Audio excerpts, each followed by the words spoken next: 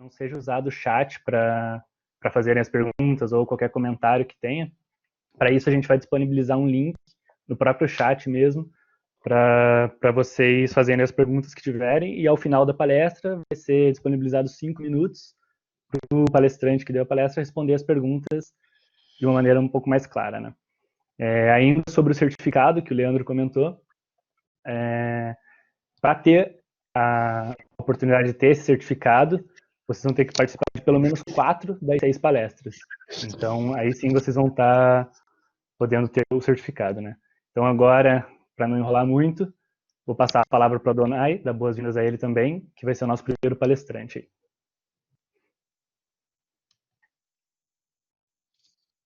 Fala, Gabi. Boa noite a todos. Meu nome é Adonai Dias. Primeiramente, é um prazer estar aqui com vocês. Muito obrigado pelo convite e eu espero que seja uma discussão bem proveitosa para todos que estão aqui hoje, tá bom? Então, eu vou compartilhar minha tela aqui. Deixa eu ver se consigo.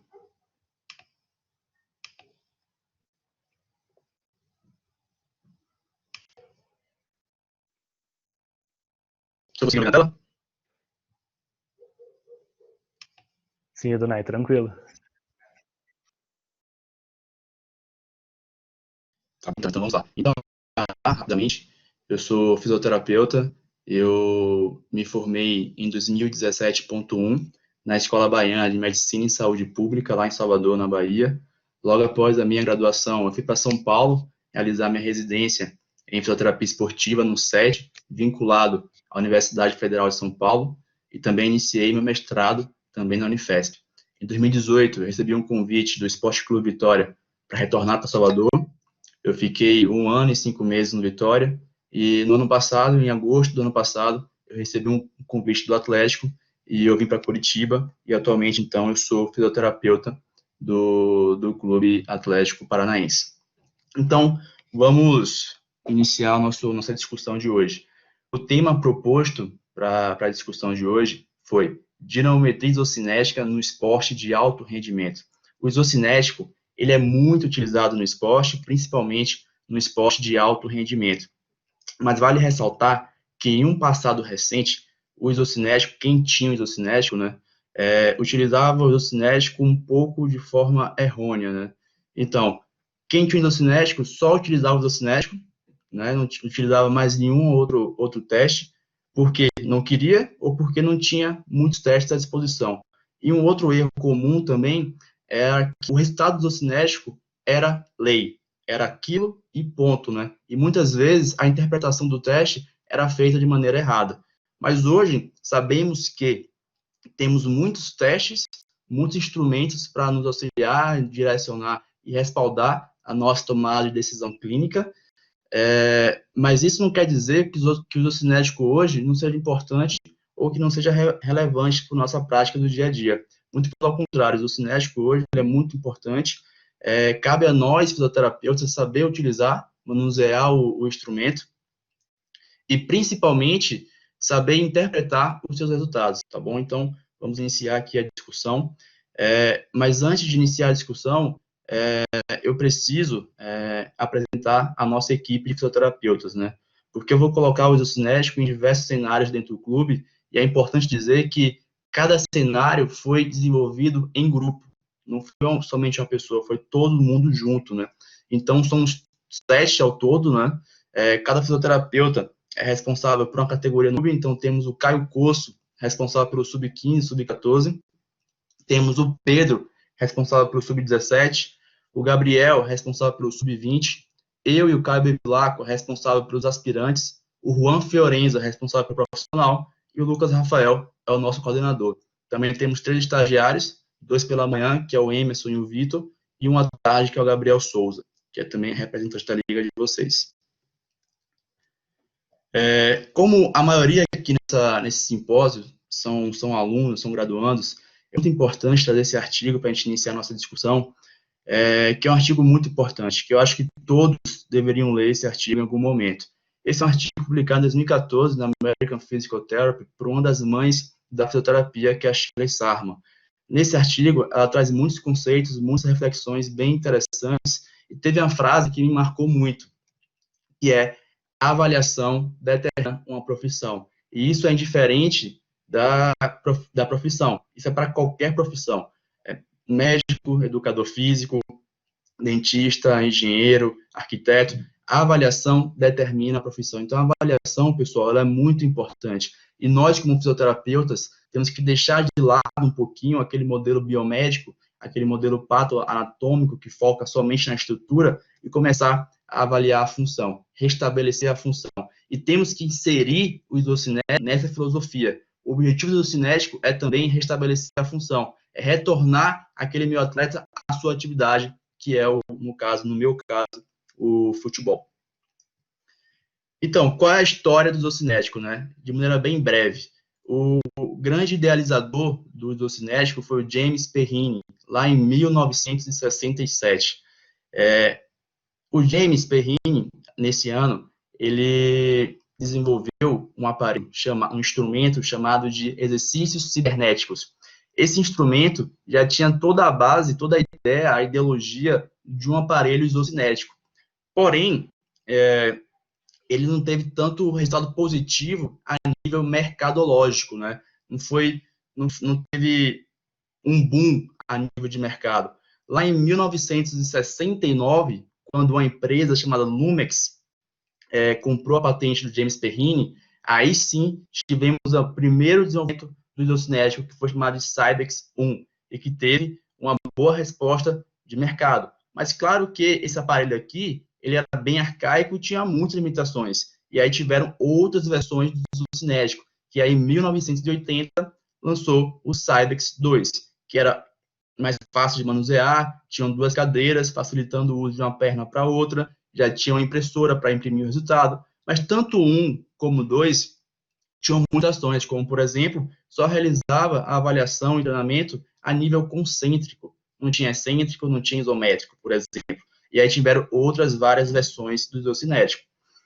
Além da Cybex, tem uma empresa, uma outra filial, que veio também muito forte no mercado, que é a Biodex. A Biodex entrou no mercado em 1999, com o Biodex 3, que era muito mais fácil utilizar o isocinético, manusear, né, o isocinético, tinha mais conforto, era mais moderno, e também tinha com o computador para auxiliar no feedback visual do atleta, do paciente, durante a avaliação ou treinamento. E também teve sua atualização em 2006, que lançou o Biodex 4, que é esse aparelho aqui que a gente tem hoje no nosso clube.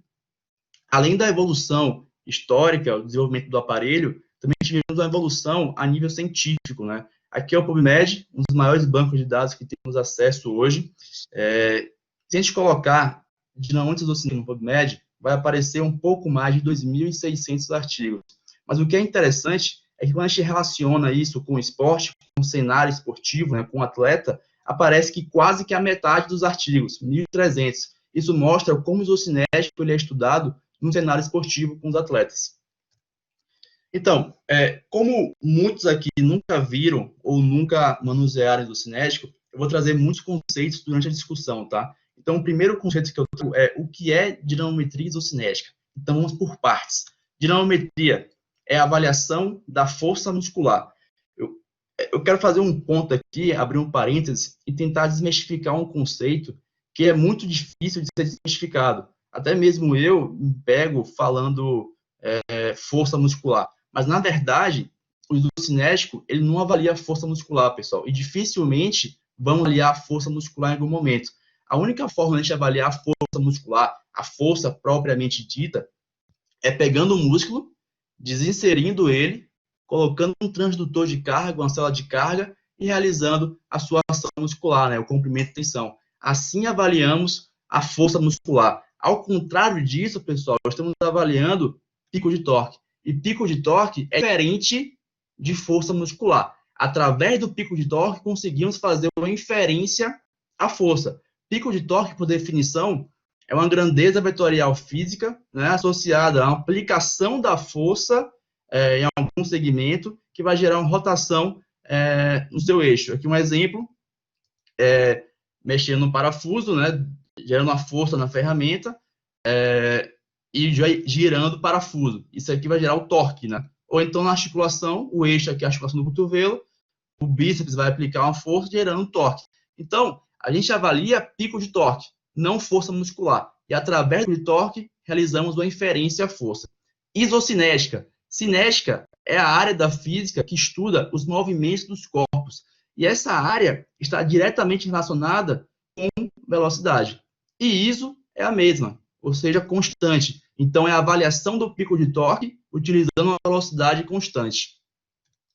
Só para reforçar esse conceito, então, a avaliação do pico de torque é reforçar o conceito e implementar já a filosofia principal, a base do isocinético, que é a seguinte: avaliar o pico de torque com a velocidade angular constante através de uma resistência acomodativa, ou seja, essa resistência ela vai variar de acordo com a força aplicada pelo atleta para manter uma velocidade constante. E isso é algo fantástico a nível de treinamento e principalmente a nível de clínica, porque você pega um paciente que sofreu uma reconstrução do cruzado, vai realizar um isocinético, e aí durante o isocinético ele realiza a força, né, a aplicação da força, e sente a dor. Então ele vai diminuir a aplicação da força dele. E quando ele diminui, a resistência também diminui para manter uma velocidade angular constante. Então isso aí é algo fantástico, esse é o grande diferencial do isocinético. Mas muitos devem estar pensando em relação à gravidade, né? A gravidade, ao peso do membro, que pode também interferir na análise, e realmente pode. Mas quem diz isocinético também pensou nisso, né?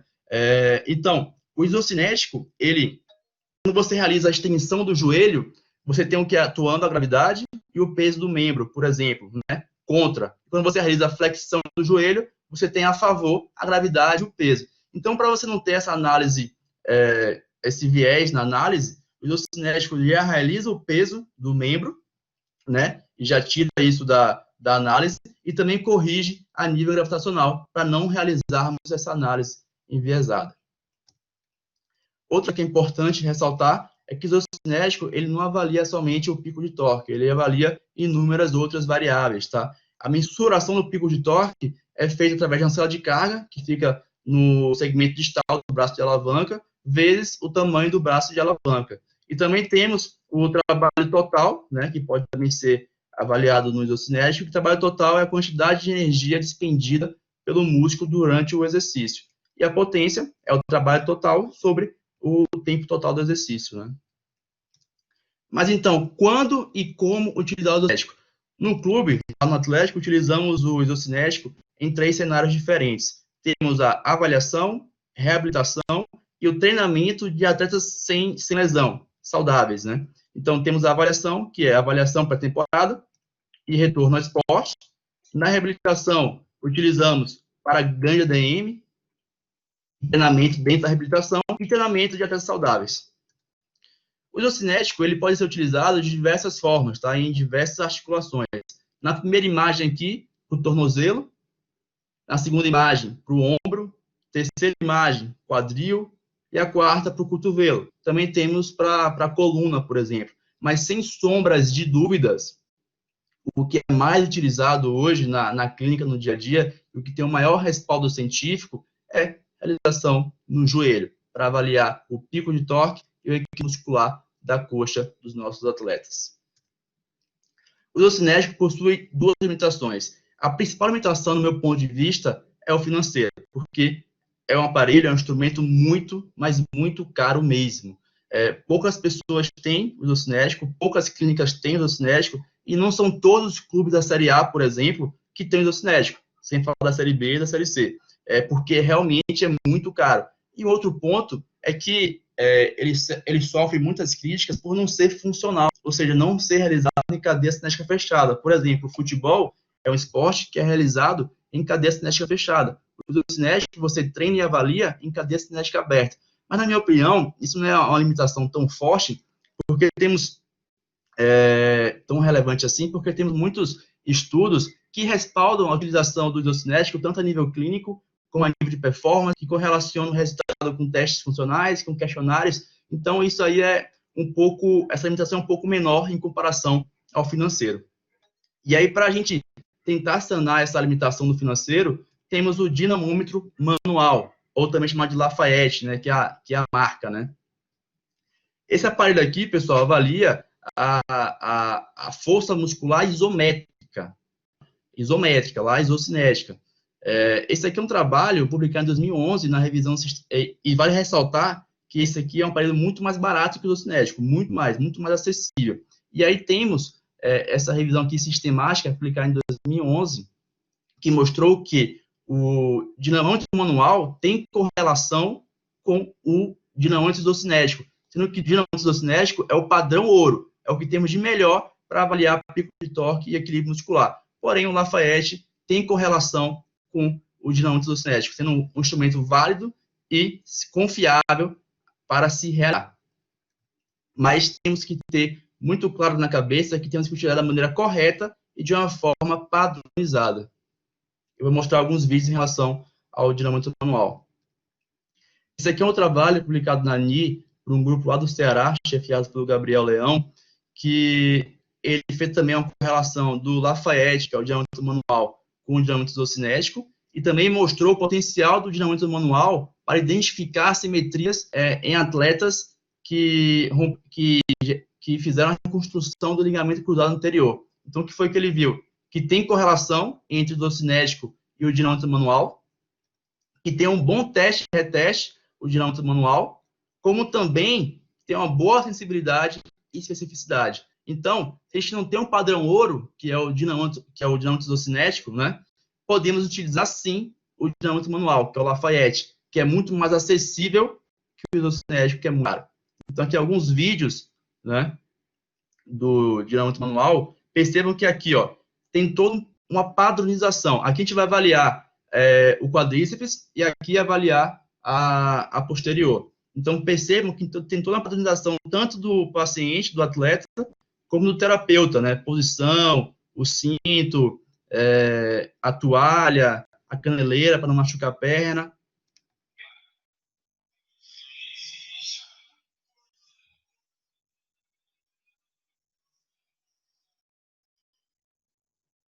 Como vocês viram, tem todo um comando verbal também.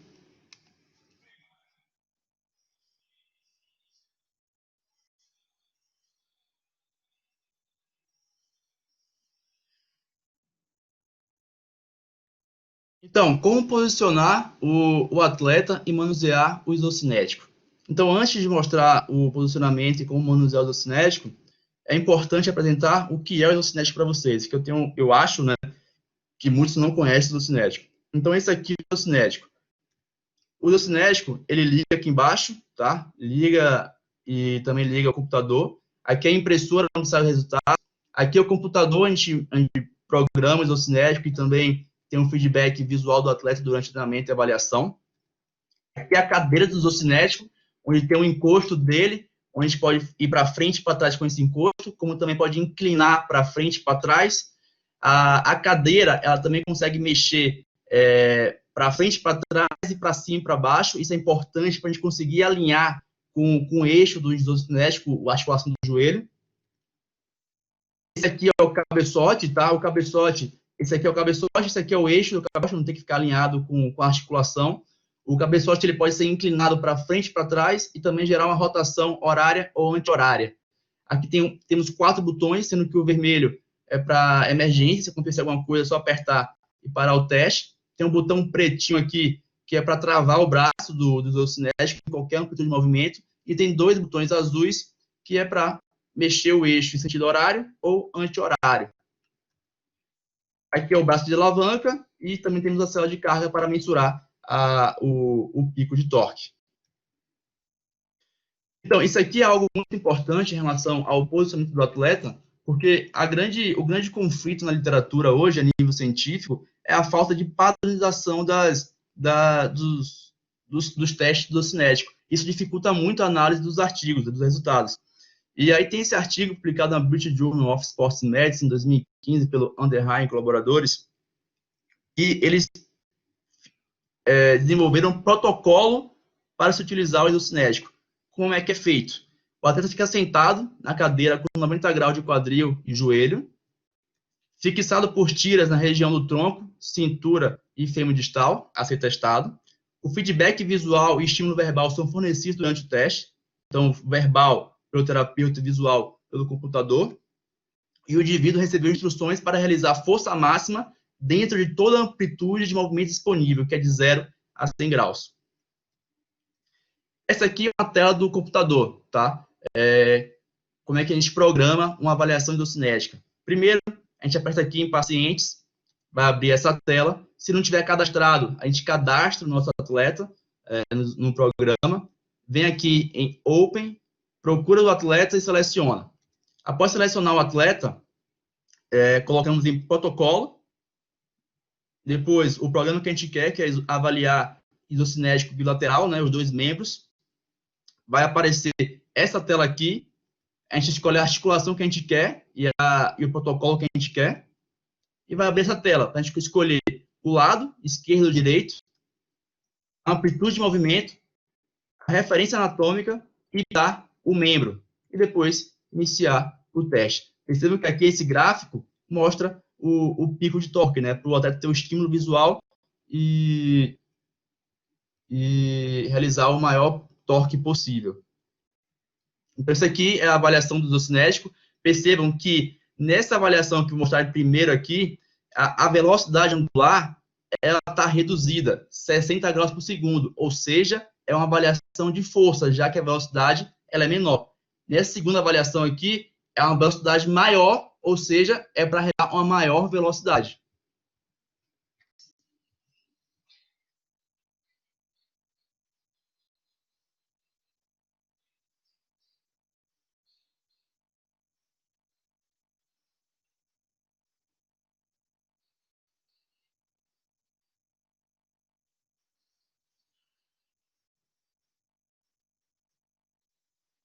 Percebam que em todo momento do teste tem um estímulo verbal. O estímulo verbal, pessoal, é muito importante para o atleta gerar o maior pico de torque possível, certo?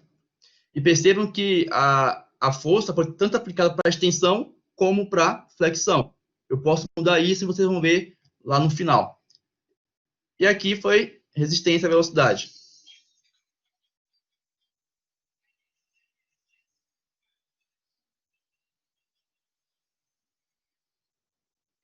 E aí, além do pico de torque, pessoal, através do pico de torque, a gente consegue estabelecer equilíbrio muscular. Temos 3 principais equilíbrios, tá? O primeiro aqui é o índice de simetria entre membros, que você vai realizar uma razão entre um quadríceps de uma perna com um quadríceps de outro, como também posterior de uma perna com a posterior da outra perna, que o valor de normalidade é de até 10% de assimetria.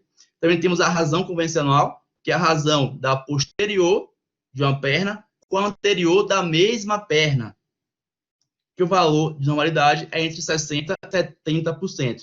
Também temos a razão funcional. Por que a razão funcional? Que é o que mais se aproxima da funcionalidade. Por quê? É uma razão do pico de torque excêntrico dos isquiotibiais, ou seja, eu preciso também avaliar também a parte excêntrica, né, dos isquiotibiais, dividido pelo pico de torque concêntrico do quadríceps. E por que é funcional? Porque dizem que mimetizam o gesto do chute, né? Você tem a força concêntrica do quadríceps e o isquiotibial freando a nível excêntrico. O valor de normalidade é de 100%. Esse aqui é o relatório que a gente tem após uma avaliação isocinética. Essas 2 colunas aqui, primeira, as iniciais, é para avaliação da extensão do quadríceps, 60 graus por segundo, e a segunda coluna é para flexão posterior isquiotibiais. Aqui temos o pico de torque, aqui temos o trabalho total, e aqui temos a potência. Perceba o quanto de variável tem aqui para ser analisada, tá? Então, eu vou focar aqui, pessoal, no pico de torque. Esse aqui é o pico de torque do quadríceps da perna direita, e aqui é o pico de torque do quadríceps da perna esquerda. E aqui, pessoal, é o LSI, aquele equilíbrio muscular entre os membros, entre um quadríceps e o outro, deu 5,2, ou seja, está dentro do valor de normalidade. Lembrando que é até 10% que a gente utiliza. E aqui, essas outras colunas é em relação aos isquiotibiais. Aqui o pico de torque do isquiotibial direito, isquiotibiais esquerdo, e aqui o equilíbrio muscular entre as posteriores, que está 8,3. Então, está também dentro do valor de normalidade. E aqui embaixo, pessoal, temos o equilíbrio convencional.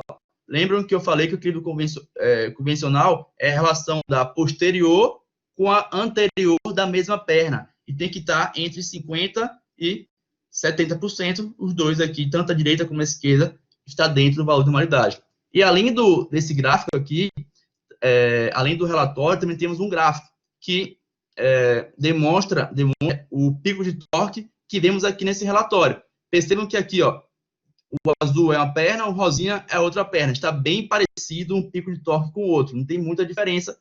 Aqui é a extensão e aqui é a flexão dos isquiotibiais. Então, está bem parecido, o que mostra também aqui a parte numérica. Essa outra avaliação, pessoal, já é diferente. Percebam que aqui no equilíbrio muscular entre membros, temos 24% de diferença. Ou seja, a perna esquerda, que tem 183 de pico de torque, ela é mais fraca 24% que a perna direita, que tem 241,6 de pico de torque. Aí a gente consegue ver isso aqui no gráfico. Olha aqui, ó, a perna esquerda é o rosinha aqui e a direita é azul. Olha a diferença de uma curva para outra. Então a gente consegue ver tanto a nível numérico como também no gráfico. Então, eu vou falar de cada cenário que o isocinético pode ser inserido dentro da fisioterapia, tá? Então a gente vai iniciar pela avaliação, reabilitação e o treinamento dentro da reabilitação. Eu não vou falar sobre treinamento de atletas saudáveis, tá? Então, avaliação, vamos lá. Mais importante do que saber avaliar e manusear o isocinético é saber interpretar os resultados. Então, pontos importantes da avaliação. Planificar e estratificar os dados. Então, temos que colocar os resultados na planilha e classificar os resultados. Avaliar a necessidade de inserir estratégias corretivas, tá? Nem sempre precisamos corrigir, isso é importante também ressaltar, e saber até onde eu posso ir com os meus resultados. Uma afirmação que é muito comum de acontecer é assim, ó, o atleta está fraco, ou ele está com desequilíbrio muscular de posterior de coxa, então ele está com grande risco de ter uma lesão de posterior de coxa. Isso não está certo, tá? Isso aí não está correto de se dizer. A gente vai falar sobre isso lá na frente. Então, a avaliação para temporada, né? Lá no clube, a nível de força e equilíbrio muscular, a gente utiliza o dinamômetro isocinético para avaliar o equilíbrio e desempenho dos músculos da coxa, e também utilizamos o dinamômetro manual, tá? Para avaliar o pico de torque e o equilíbrio muscular dos rotadores laterais, adutores e abdutores, isquiotibiais e panturrilha. Vale? E é muito importante dizer o seguinte, pessoal, avaliação sem ação é somente coleta de dados. Se a gente tem que encontrou um déficit e é realmente para corrigir, a gente tem que corrigir, porque senão vira coleta de dados. Falei, é importante planificar os resultados, né, colocar em uma planilha. Aqui tem todos os resultados. Esse aqui é uma planilha que a gente utiliza lá do isocinético, dentro do clube, né? Aqui tem todos os resultados do isocinético e os seus equilíbrios musculares, né? O entre membros, o convencional, o excêntrico, tem tudo. E percebam que tem duas colunas aqui que está colorido, né? O verde quer dizer o quê? Essa coluna é em relação ao equilíbrio muscular entre os membros, né? Quadríceps direito com quadríceps esquerdo. E posterior esquerdo com posterior direito. Menor que 10% está dentro do valor de normalidade. Entre 10% e 20% está fora do valor de normalidade. A gente já fala com preparação física para dar uma atenção maior a estimular esse músculo, dar mais séries, repetições. E vermelho está muito acima do valor de normalidade, então a gente fala com preparação física e também complementa com exercícios, treinos isocinéticos. Por isso que é importante a gente estratificar os nossos dados e também planificar, tá? Porque assim também é muito mais fácil, se a gente quiser, no futuro, utilizar a nível científico, né? Tá muito mais fácil a gente já realizar a análise, né? Com os achados após a avaliação, é possível predizer lesão? Então, essa é uma pergunta muito importante que a gente sempre tem que se fazer essa pergunta, tá? Esse aqui é um trabalho publicado em 2019 na British Journal of Sports Medicine, uma revisão sistemática de meta-análise, que mostrou que o local mais acometido no futebol é a coxa, tá? E o tipo de lesão mais comum é a lesão muscular e tendínea. Como também esse trabalho publicado no Journal of Sports Medicine mostrou que a lesão mais severa no futebol de alto rendimento é o ligamento cruzado anterior, e por conta do maior tempo de afastamento do esporte. E a lesão mais comum, a lesão mais incidente é a posterior de coxa, né? Que acontece muito no futebol, muito nesse tipo de gesto aqui, ó. Gestose posterior de velocidade, né? Distâncias intensas.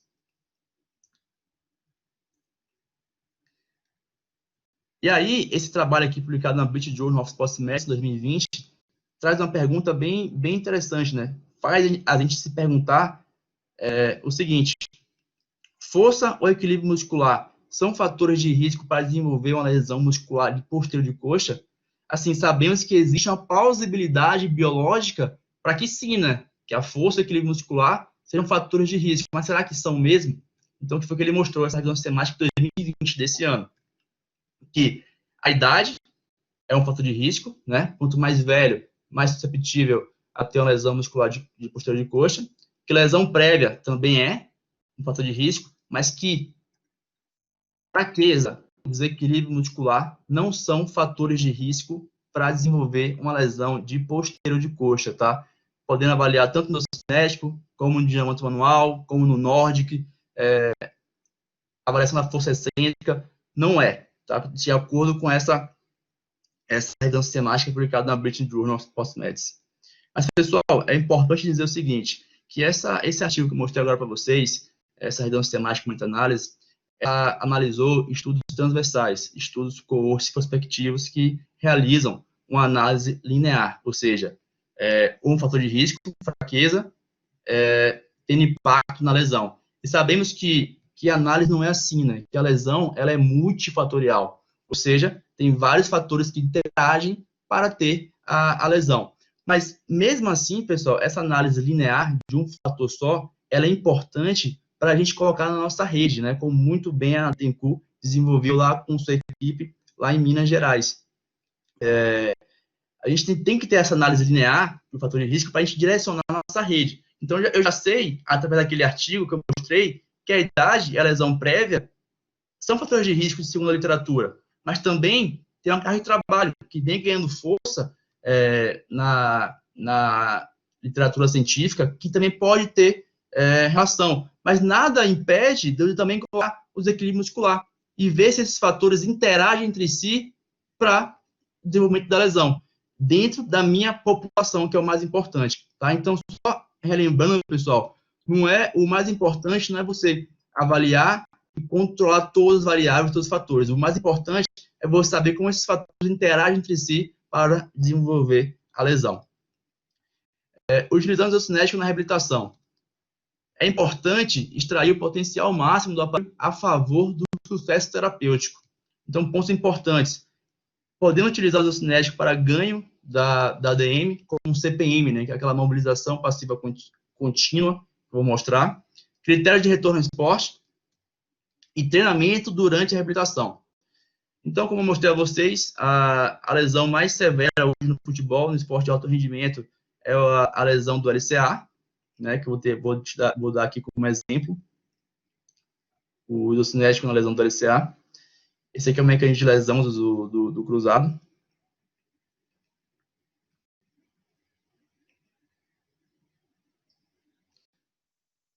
E aí, rompeu o cruzado, tem que fazer cirurgia. Hoje, no futebol, a abordagem que mais acontece, mais comum acontecer, é a abordagem cirúrgica. E um dos principais objetivos no início da reabilitação é o ganho da amplitude de movimento, tanto de extensão como de flexão. E podemos utilizar o isocinético para ganhar essa amplitude. A gente coloca o atleta no isocinético, colocamos a amplitude de movimento, se a gente quer forçar a flexão, a gente bota a flexão um pouquinho maior e ele fica lá mobilizando. Lembrando aqui que o atleta não está fazendo esforço nenhum. O isocinético que está mobilizando a perna do nosso atleta. Mas também vale ressaltar, pessoal, que essa abordagem aqui é complementar para o ganho de flexão, por exemplo. Não é a única e muito menos a principal. Na opinião do setor, as principais abordagens são abordagens ativas, assistidas e principalmente as abordagens ativas para ganho de flexão. Mas o isocinético pode complementar o ganho. O treinamento da força durante a reabilitação pode reduzir o risco de uma recidiva de cruzado, por exemplo? Então, vamos lá, vamos ver. Esse aqui é um trabalho publicado na Physical Therapy em 2019, que dividiu em 2 grupos. Um grupo que rompeu o cruzado, 35 atletas, e um grupo controle, de 30 atletas. E aí, o grupo que rompeu o cruzado foi colocado em um protocolo de ganho de força muscular, de 10 meses. O que foi que eles viram? Que em 9 meses, sendo que o protocolo de força muscular foi realmente treino de força propriamente dito, utilizando também o isocinético para treinar e para avaliar. Então, eles viram que em 10 meses estava muito parecido, né, o pico de torque do membro lesionado e não lesionado. O melhor de tudo foi que em 10 meses, comparando o grupo controle, que é o azul, e o verde, o grupo aqui do cruzado em 10 meses, viu que em 10 meses tinha o melhor equilíbrio muscular de quadríceps e de posterior em comparação ao grupo controle, que não teve lesão nenhuma. Então, é muito importante a gente treinar a força muscular do nosso atleta, treinar força mesmo, própria, e também utilizar o isocinético, tanto para treinar como para avaliar, né, durante o treinamento, durante a reabilitação. Esse aqui é um trabalho que mostrou que os atletas que não passaram nos critérios de retorno ao esporte tinham mais chance de ter uma recidiva, principalmente nos critérios de força muscular, ainda mais no que diz respeito à força muscular de posterior de coxa e também na relação convencional.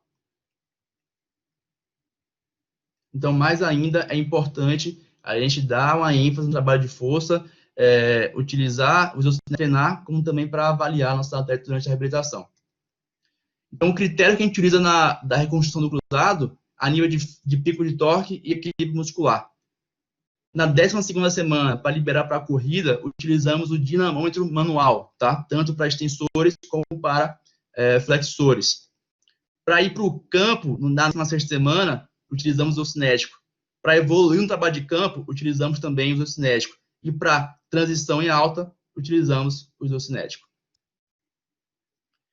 Força e equilíbrio, e vale ressaltar, pessoal, que força e equilíbrio muscular são critérios importantes após a reconstrução.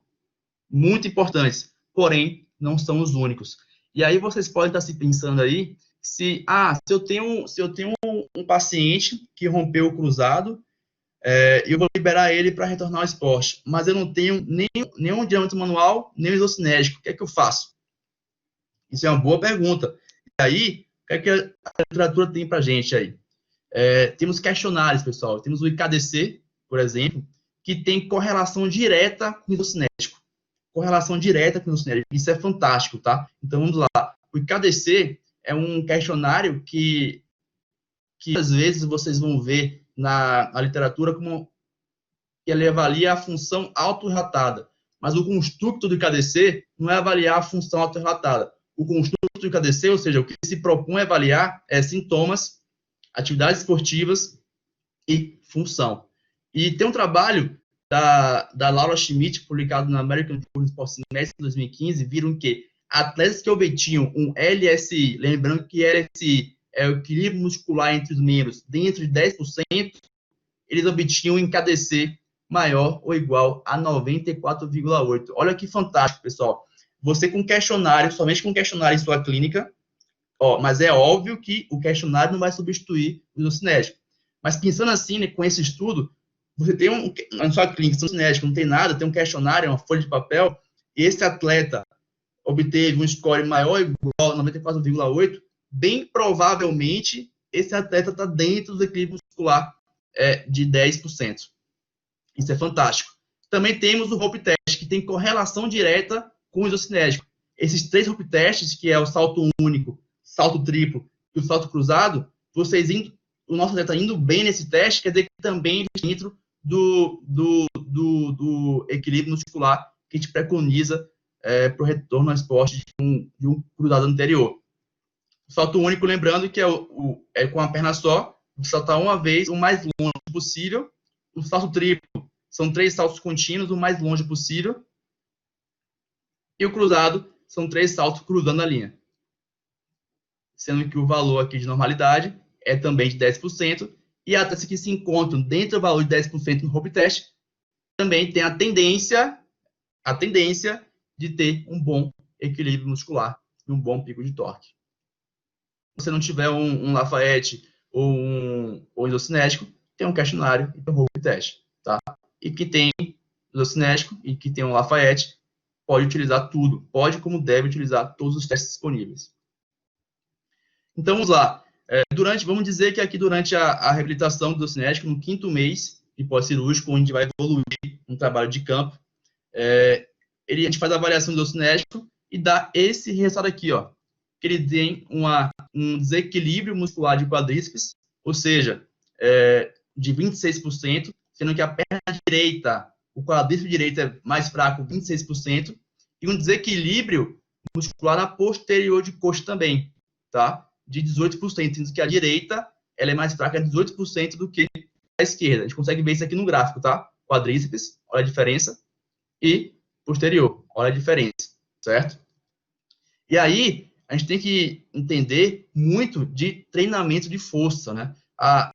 O American College, em 2011, já mostrou a importância de você treinar a força e também de como se treinar a força, né? Utilizando RM, a frequência de treinamento, o descanso.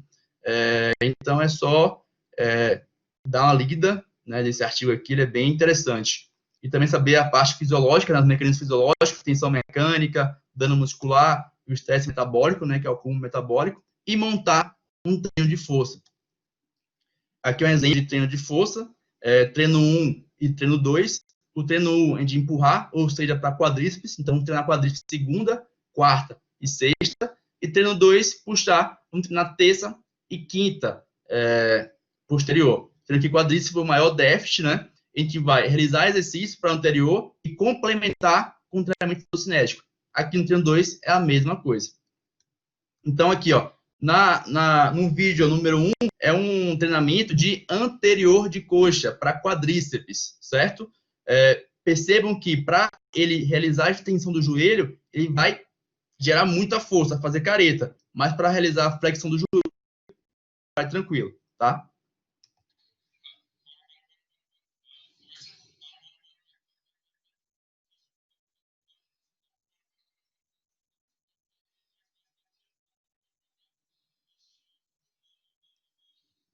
E aqui é diferente, pessoal. Aqui é para posterior de coxa, tá? Olha a diferença.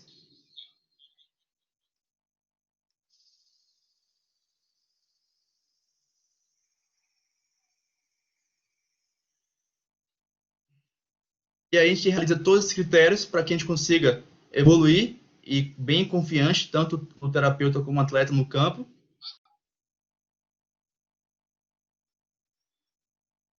E que ele consiga retornar ao esporte.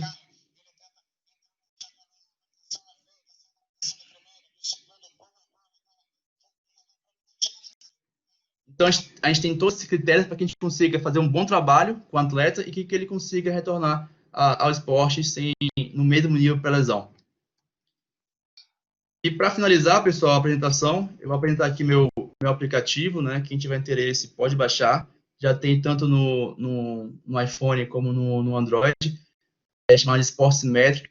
É um aplicativo que nos auxilia aí a auxiliar os clínicos, né, a quantificar as simetrias dos membros inferiores dentro do esporte, tanto muscular quanto funcional. E dessa forma, respaldar e direcionar decisões clínicas. Então, esse aqui é um aplicativo que temos, que ele ensina, né, e que ele mostra como é que faz a avaliação do cinético, a avaliação do dinâmico manual, Hope Test, e também ele serve como um banco de dados. Você pode avaliar e armazenar os resultados do seu atleta nesse aplicativo, tá bom? Então já está disponível tanto para Android como para iPhone.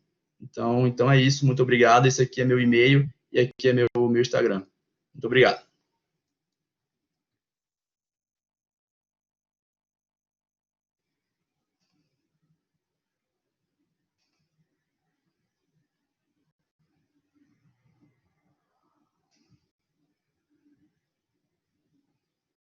Boa noite, Adonai. Boa noite, pessoal que está acompanhando.